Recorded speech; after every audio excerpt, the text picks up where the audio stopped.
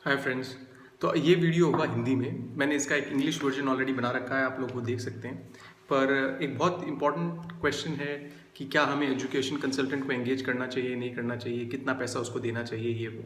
और ऑनलाइन बहुत मार्केटिंग होती है इस सब चीज़ों की, तो आपके दिमाग में क्लियर होना चाहिए कि आपको एजुकेशन कंसल्टेंट हायर करना है, नहीं करना है, पहली बात। दूसरी बात, किसी प्राइवेट यूनिवर्सिटी में जाना है, नहीं जाना है, पब्लिक यूनिवर्सिटी में जाना है, कौन सी यूनिवर्सिटी में जाना है, ये सब।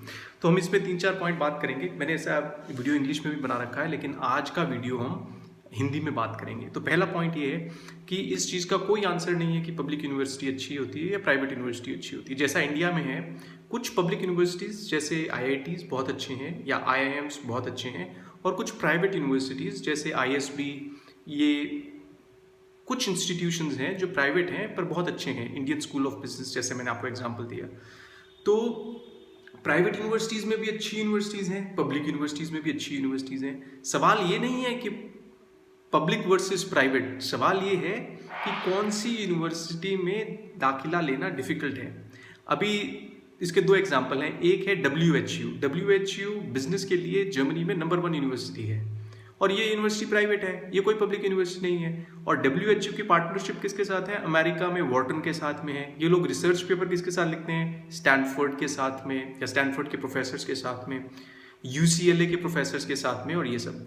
तो जब एक प्राइवेट यूनिवर्सिटी, एक बिजनेस प्राइवेट यूनिवर्सिटी जो आपको एक बहुत हैवी फीस चार्ज कर रही है, जिसका नाम है डब्ल्यू, जिसके बराबर की कोई यूनिवर्सिटी नहीं है बिजनेस एजुकेशन में, तो आप ये कैसे कह सकते हैं कि हमेशा पब्लिक यूनिवर्सिटी प्राइवेट यूनिवर्सिटी से बेटर है?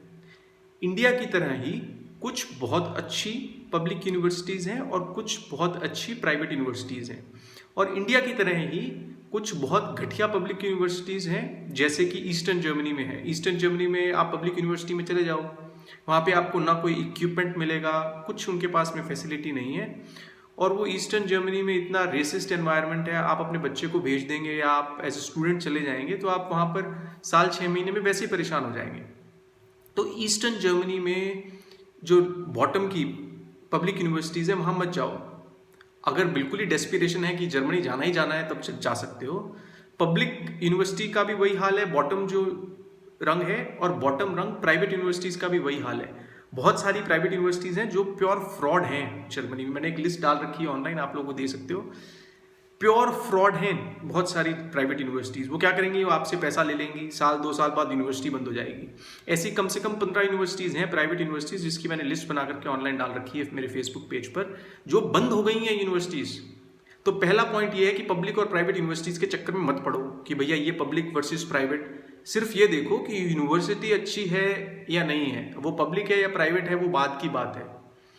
यूनिवर्सिटी पब्लिक भी अच्छी हो सकती है, प्राइवेट भी अच्छी हो सकती है। यूनिवर्सिटी पब्लिक भी घटिया हो सकती है, प्राइवेट भी घटिया हो सकती है। पहली बात तो ये है। अच्छा, अभी दूसरी चीज़ क्या है कि मार्केट में दो तरह के ऑनलाइन कंसल्टेंट्स हैं, और बहुत अच्छे भी हैं और बहुत बुरे भी हैं। ऐसा भी अभी लोग कह रहे हैं कि भाई सभी जो फिजिकल यानी कि जो शॉप चलाते हैं, जो एजुकेशन कंसल्टेंट है, जैसे नेहरू प्लेस में या कनॉट प्लेस में दिल्ली में, या जो चेन्नई में है या जयपुर में है या चंडीगढ़ में है, जो लोग फिजिकली सेटअप हैं जिनके जिनकी जहाँ पर आप जाते हो, और उन्होंने भी बड़ा अच्छा मार्केटिंग का तरीका ढूंढ रखा है। उन्होंने क्या कर रखा है, आप जाओगे तो आपको कोई रिसेप्शन पे कोई बहुत अच्छी तरह ग्रीट करेगा, वो आपको फॉर्म भरवाएंगे, वो आपको कुछ खाने पीने को देंगे। उन्होंने अच्छा सैनिटाइज़र रखा होगा, अच्छा कुछ चाय नाश्ता भी रखा होगा, क्योंकि उनको आपसे 2 लाख रुपए चाहिए, राइट? तो बहुत सारे ऐसे एजुकेशन कंसल्टेंट्स हैं, और ऑनलाइन वाले भी हैं। और ऑनलाइन वाले में जो सबसे पॉपुलर है वो भारत इन जर्मनी है।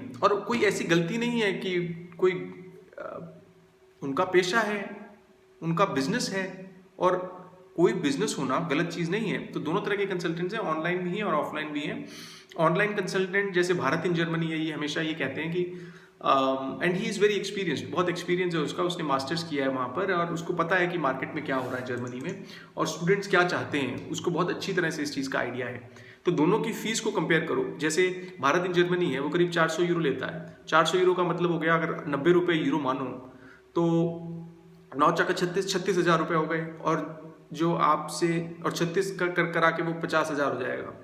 और जो आपको एजुकेशन कंसल्टिंग वाले लेते हैं, जैसे विदेश कंसल्टिंग ये वो, तो ये करीब आपसे 2 लाख से 3 लाख रुपए लेंगे, ठीक है। तो और उसमें कुछ कुछ इन ऐसी कॉस्ट्स हैं जो ये अपनी तरफ से देते हैं, जैसे अगर आपको डॉक्यूमेंट्स भेजने हैं जर्मनी डाक से, या जो एप्लीकेशन फीस है वो फिर ये बियर करते हैं। तो इनमें भी मैं यही कहूँगा कि इसका अभी भारत इन जर्मनी हमेशा कहता है कि भैया पब्लिक यूनिवर्सिटी में चले जाओ, आंख बंद करके German taught programme public university और जाओ भैया। तो भैया जाके करोगे क्या वहाँ, जब मोटिवेशन ही नहीं होगा तुम्हारा जर्मन सीखने का, 2-3 साल बाद एग्जाम फेल करने लग जाओगे, वापस आ जाओगे। बहुत सारे स्टूडेंट्स के साथ में ऐसा होता है, ये धोखा है। और ये एशियन स्टूडेंट्स, चाइनीज स्टूडेंट्स के साथ में बहुत होता है कि यहाँ से चले गए जर्मन टॉट प्रोग्राम में, और वहाँ पर ये थोड़ा आइडिया उनको जो यूनिवर्सिटी है उसमें, या इंग्लिश टॉट प्रोग्राम में चले गए इस उम्मीद के साथ में कि वहाँ पर जाके भैया हम जर्मन सीख लेंगे। अंदर से मोटिवेशन है नहीं। अंदर से मोटिवेशन होता तो इंडिया में ही सीख लेते ना। अगर अंदर से मोटिवेशन होता तो इंडिया में B1 कर लेते, B2 कर लेते, जो कि एक मिनिमम रिक्वायरमेंट है कोई भी ढंग की जॉब के लिए। अगर आप लोकल मार्केट की बात करो, मैं तो इंटरनेशनल मार्केट में था, तो मैंने डेनिश कंपनियों के लिए काम किया है, जर्मन कंपनियों के लिए काम किया, मैंने मैनेजमेंट में काम किया है मोस्टली। मैंने करीब 10 साल काम किया है। मैंने अपना बीटेक IIT से किया है, उसके बाद मैं वहाँ पर था काफ़ी टाइम। अभी आया हूँ कुछ समय के लिए यहाँ पर, कुछ फैमिली रीज़न, प्राइवेट रीज़न की वजह से इंडिया में हूँ। पर कहने का मतलब ये है कि इन दोनों कंसल्टेंट्स का धंधा जो है वो, उसको समझो कि वो क्या चाहता है आपसे। हर आदमी जो है वो अपनी रोटी कमाने के लिए, अब जैसे मैं वीडियो बना रहा हूँ तो मैं भी अपनी कोचिंग बेच रहा हूँ, ऐसे भारत इन जर्मनी वो अपना कोर्स बेच रहा है। उसको ये है कि ज़्यादा से ज़्यादा स्टूडेंट वो कोर्स खरीद लें और पब्लिक यूनिवर्सिटी में दाखिला लेते रहें। ऐसे ही प्राइवेट यूनिवर्सिटी वाले हैं, वो यहाँ पर एजुकेशन कंसल्टेंट्स को पैसा देते हैं, करीब 10% उनका कमीशन होता है। तो मान लो अगर 20,000 यूरो आपने दिए फीस के, तो उसमें करीब करीब जो फिजिकल जो कंसल्टिंग वाले होते हैं वो आपसे 1.5-2 लाख रुपए तो लेगा ही लेगा। वो in many cases, not in all cases, कुछ केसेस में वो 10% कमीशन ले लेते हैं यूनिवर्सिटी से। यूनिवर्सिटी उनको कहती है कि भैया 20,000 का 2,000 यूरो, जो कि करीब करीब हो गया 1,80,000 रुपये उनको यूनिवर्सिटी से मिल जाता है अगर आपने वो यूनिवर्सिटी ज्वाइन किया। ठीक है, तो हर आदमी धंधे के लिए है। तो आप ये देखो कि मैं किससे माल खरीद रहा हूँ और मुझे उससे क्या फ़ायदा होगा। यहाँ पर न्यूट्रल ओपिनियन देने वाले बहुत कम लोग मिलेंगे। ये एजुकेशन कंसल्टिंग का मार्केट है। भारत इन जर्मनी एक ऑनलाइन एजुकेशन कंसल्टेंट है। अब वो ये कहे कि भैया दूसरे कंसल्टेंट बेकार हैं, तो मुझे समझ नहीं आता। मेरे हिसाब से हर तरह में, हर चीज़ में, हर कैटेगरी में अच्छे और बुरे कंसल्टेंट्स हैं, फिजिकल में भी, ऑनलाइन में भी। और बहुत सारी अच्छे कंटेंट, इनफैक्ट जो सबसे अच्छा कंटेंट है जो ऑनलाइन डाला हुआ है जर्मन एजुकेशन के लिए, वो भारत इन जर्मनी ने डाला हुआ है। लेकिन ये कहना कि सिर्फ पब्लिक यूनिवर्सिटी में बच्चों को जाना चाहिए, तो वो बच्चों को मिसगाइड करना है। हर बच्चे की रिक्वायरमेंट अलग है। अच्छा, बच्चों की रिक्वायरमेंट कैसे पता चले? 2-3 चीज़ें हैं उसमें। एक तो फैमिली स्टेटस, फैमिली के बैकग्राउंड से पता चलती है। मान लो अभी किसी की फैमिली के पास में पैसा है बहुत ज़्यादा, ठीक है, और उनके पास में है 20-25-30 करोड़, तो उनको कोई दिक्कत नहीं है प्राइवेट यूनिवर्सिटी में अपना बच्चा भेजने के लिए। तो उस बच्चे का फाइनेंशियल स्टेटस भी तो देखना पड़ेगा ना। अभी कोई बच्चा है जो कि मिडिल क्लास का है या लोअर मिडिल क्लास का है, तो उसको मैं कभी रिकमेंड नहीं करूँगा कि आप प्राइवेट यूनिवर्सिटी में चले जाओ जर्मनी में, अनटिल एंड अनलेस वो WHO टाइप यूनिवर्सिटी में जा रहा है जहाँ पर उसको लोन मिलेगा और वो अपने आप 1-1.5-2 साल में लोन उतार देगा। क्योंकि WHO की रिक्वायरमेंट इतनी डिफिकल्ट है, जो प्राइवेट यूनिवर्सिटी की बात कर रहा हूँ, कि आप उसमें घुस ही नहीं सकते। आप अपना जोर लगा कर देख लो, WHO is as difficult as getting into an IIT। तो WHO में कंपटीशन बहुत ज़्यादा है, तो आपको वहाँ पर दिक्कत होगी वैसे ही घुसने में। तो कहने का मतलब है, पहली चीज़ तो ये देखो कि भैया फैमिली का स्टेटस क्या है। दूसरी चीज़ ये देखो कि क्या जर्मनी जाना है। बहुत लोग कनाडा जाते हैं, बहुत लोग सिंगापुर जाते हैं, ताइवान जाते हैं। ये इकोनॉमीज भी डेवलप कर रही हैं, तो आप कोरिया जा सकते हो, ताइवान जा सकते हो, सिंगापुर जा सकते हो, घर से नज़दीक है। यहाँ से दिल्ली से फ़्लाइट क्या है, कितनी दूर की होगी फ़्लाइट? दिल्ली से फ़्लाइट है 5-5.5-6 घंटे की, चेन्नई से फ़्लाइट है 3-3.5 घंटे की। तो सिंगापुर चले जाओ पढ़ने के लिए, वहाँ पर जॉब अपॉर्चुनिटीज़ भी अच्छी हैं। तो ग्रेड्स अलग। अभी तीसरा पॉइंट है ग्रेड्स। ग्रेड्स भी देखना है आपको, फैमिली की सिचुएशन देखनी है, आपको ये देखना है कि कौन से देश में जाना है, और फिर आपको ये देखना है कि भैया आपके ग्रेड्स क्या हैं। अब कोई बेकार स्टूडेंट है, अब जिसके ग्रेड हैं 60%, तो मैं उसको कैसे भेज दूँ अच्छे प्रोग्राम में, या उसको कैसे एडवाइस कर दूँ कि आप अच्छे प्रोग्राम में चले जाओ? उसका होगा ही नहीं एडमिशन। तो उसने जो अभी तक किया है, उसके क्या उसने मेहनत की है, या क्या उसका इंटेलिजेंस है, चाहे उसने बैचलर्स तक किया हो या 12वीं तक किया हो, वो भी तो काउंट करेगा ना, जो उसकी अभी तक की परफॉर्मेंस है या अभी तक की जो उसकी ओरिएंटेशन है, that is also very very important. तो फैमिली सिचुएशन है, ग्रेड्स हैं, किस देश में जाना है, और चौथा जो बताया मैंने मोटिवेशन। अगर आपकी मोटिवेशन हाई है जर्मन सीखने की तो आप जर्मन टॉट प्रोग्राम में पब्लिक यूनिवर्सिटीज़ में जा सकते हो, जैसा कि भारत इन जर्मनी भी एडवाइस करता है। लेकिन बहुत सारे स्टूडेंट्स हैं जो अभी धक्के खा रहे हैं इंडिया में, स्पेशली ये पेंडेमिक के बाद में, ये बीमारी जो चल रही है। बहुत सारे, मैं भी कोशिश कर रहा हूँ कि 5-4 का इंटरव्यू कर डालूंगा थोड़े बहुत दिनों में, और इंटरव्यू डालने के बाद में आपको समझ में आ जाएगा कि भैया बहुत लोग वहाँ पर ये जाते हैं पब्लिक यूनिवर्सिटीज़ में, और वो फिर अपने समाज में वापस बता भी नहीं पाते हैं कि भैया हम तो गए थे और फिर बच्चा आ गया वापस यहाँ पर आकर धक्के खा रहा है। तो वैसा काम मत करो, थोड़ा सोच समझ के जाओ। अगर जाना है तो पूरे मन के साथ, मोटिवेशन के साथ जाओ। और ये सब एजुकेशन कंसल्टेंट है, सब पैसा लेंगे, कोई गलत नहीं कर रहे हैं ये। मेरे हिसाब से जो भी कंसल्टेंट है, चाहे वो ऑनलाइन भारत इन जर्मनी है या ऑफलाइन वाला है, जो भी पैसा ले रहा है वो सब अच्छा कर रहा है, क्योंकि उसको भी अपना धंधा करना है, अपना पेट पालना है। तो so this is something which you need to consider. ये कुछ चीज़ें हैं जो आप लोग सोच सकते हो।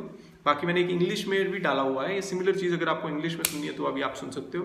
बाकी मैं खुद कंसल्टिंग बेचता हूँ, मतलब क्या, कोचिंग। जैसे आपका इंडिविजुअल केस जो है वो मैं डील करता हूँ। आप मेरे को अपना पूरा डेटा दोगे, फिर हम आपका केस डिस्कस करेंगे कि आपको कहाँ, कौन से देश जाना चाहिए।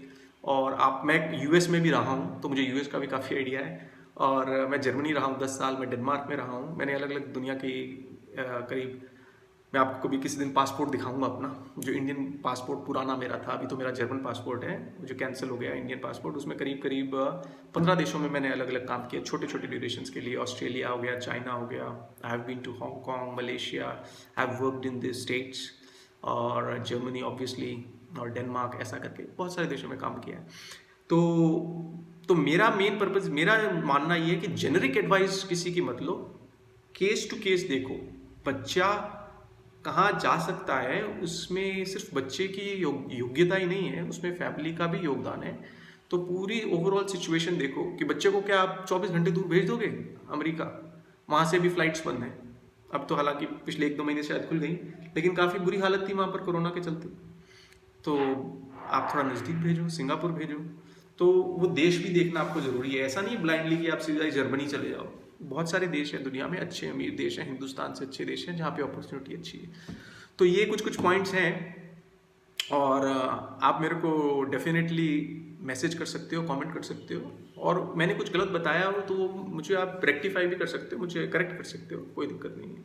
ठीक है friends, so this is the short video for today. I will keep posting such videos and let's talk. Alright, all the best.